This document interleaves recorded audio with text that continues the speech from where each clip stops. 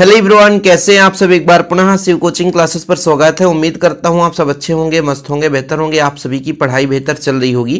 Class 11 chemistry में आज हम बात करेंगे केपी और केसी में संबंध। बच्चों, यहाँ पर ये जो क्वेश्चन मैं लेकर आया हूँ काफ़ी महत्वपूर्ण है और इसके पहले जो भी लेक्चर प्रोवाइड किया हमारे चैनल में प्लेलिस्ट में क्रम से मिल जाएगा। जिन बच्चों ने अभी तक नोट्स नहीं लिए तो नोट्स जरूर ले लें। कॉन्टैक्ट नंबर है 9685299149 9685299149। मेरा पर्सनल नंबर है, आप इस नंबर पर व्हाट्सएप मैसेज करके डिटेल्स ले सकते हैं। मात्र 100 रुपये लगता है। ऑल चैप्टर के नोट्स दिए जाते हैं। चलिए शुरू करें बच्चों, जरूर नोट्स लें प्रॉपर तैयारी के लिए। हमने यहाँ पर एक समीकरण ले रखा है बच्चों कि हमारा एक गैसीय समीकरण है जिसमें ए और बी अभिकारक है, सी और डी जो है बच्चों उत्पाद है।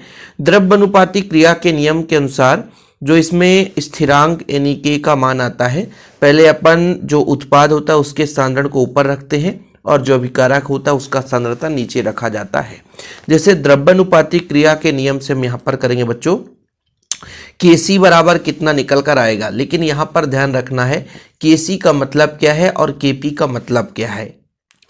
तो बच्चों यहाँ पर याद रखिएगा, जब हम मान लीजिए जो आपका अभिकारक है और जो क्रियाफल है इसका मोलर सांद्रण लेने पर साम्य स्थिरांक लेते हैं, तब उसे हम केसी से रिप्रेजेंट करते हैं।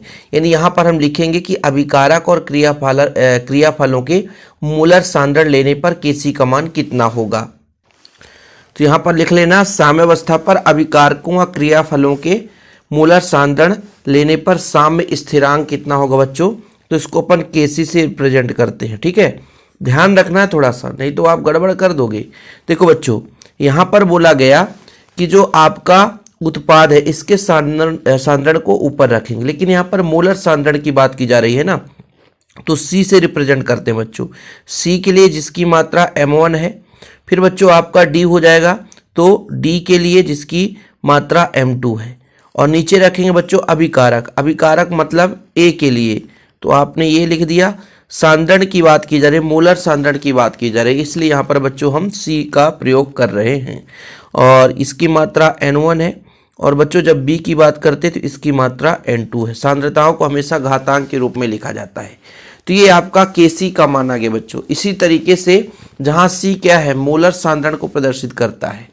जहाँ सी, यहाँ पर मैं लिख देता हूँ, जहाँ सी किसको प्रदर्शित करता है बच्चों, मोलर सांद्रण को प्रदर्शित करता है। मोलर सांद्रण को प्रदर्शित करता है। जहां सी मोलर सांद्रण को प्रदर्शित करता है। यहां तक किसी को कोई प्रॉब्लम नहीं होना चाहिए। अब बच्चों सेम लिखेंगे कि साम्यावस्था पर अभिकारकों व क्रियाफलों के, यहाँ पर जो मोलर सांद्रण हमने लिया है इसके जगह आंशिक दाब लेकर साम्य स्थिरांक हम किस तरीके से यहाँ पर रिप्रेजेंट करेंगे। तो जैसे यहाँ पे केसी है तो अपन उसके जगह केपी ले लेंगे। तो आगे नोट करना है कि साम्यावस्था पर अभिकारकों व क्रियाफलों के आंशिक दाब लेकर साम्य स्थिरांक, तो यहाँ पर बच्चों अपन केपी लेकर चलेंगे क्योंकि यहाँ पर आंशिक दाब लिया हमने, तो केपी बराबर बच्चों। उसी तरीके से सी के लिए मात्रा आपका m1 है, डी के लिए मात्रा आपका m2 है। नीचे बच्चों आप ए के लिए मात्रा n1 है और बी के लिए मात्रा n2 है। ये अपन ने कर लिया बच्चों। इसको हम समीकरण दे देते हैं। जैसे ये आपका पहला समीकरण हो गया और ये आपका दूसरा समीकरण हो गया। यहाँ तक किसी को कोई प्रॉब्लम। अब हम लेकर चलेंगे बच्चों आदर्श गैस समीकरण से। किस समीकरण से बच्चों, तो यहाँ पर लिखेंगे आदर्श गैस समीकरण से। आदर्श गैस समीकरण, आदर्श गैस समीकरण से। आदर्श गैस समीकरण क्या कहता है, पीवी बराबर एनआरटी। क्या कहता है बच्चों, पीवी बराबर एनआरटी। पीवी बराबर एनआरटी। तो अपन यदि पी बराबर निकालें बच्चों तो ये हो जाएगा एन अपान भी आर टी। अब एन अपान भी बराबर होता है सी, तो सी आर टी हो गया बच्चों। ठीक है, क्यों, क्योंकि यहाँ पर मैं आपको बता देता हूँ एन अपान भी बराबर होता है ना सी, जो है बच्चों की मोलर सांद्रण।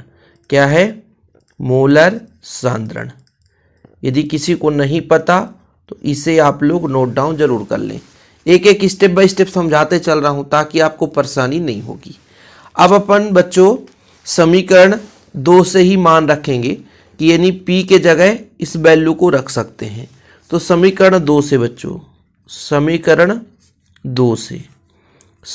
2 से आप इधर kp ही रखो, बस p के जगह है CRT कर देना बच्चों, p के जगह CRT। जैसे p के जगह CRT करेंगे, बस इतना ध्यान रखना ये c घटक के लिए है तो आप c घटक के लिए रखो, ठीक है।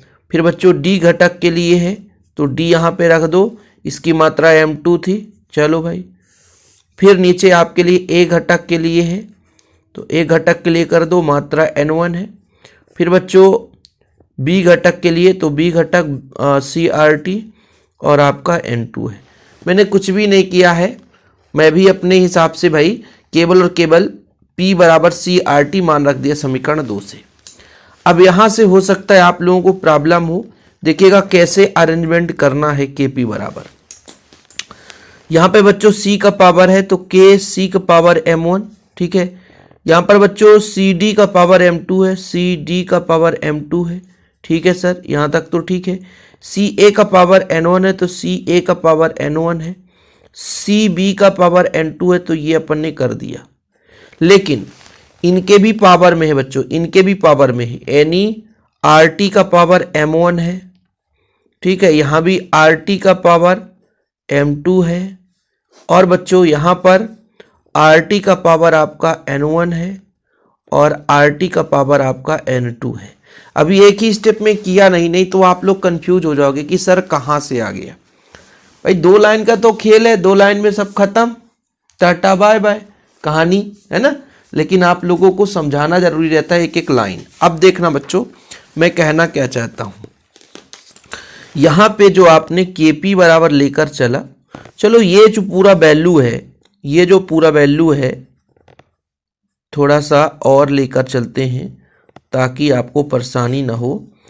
और ca का पावर n1, cb आपका n2। देखो बच्चों RT यहाँ भी है, RT यहाँ भी है तो RT का पावर ये दोनों घात में जुड़ जाएंगे तो RT का पावर हो जाएगा, RT का पावर हो जाएगा m1 प्लस m2 और नीचे बच्चों RT का पावर हो जाएगा n1 प्लस n2।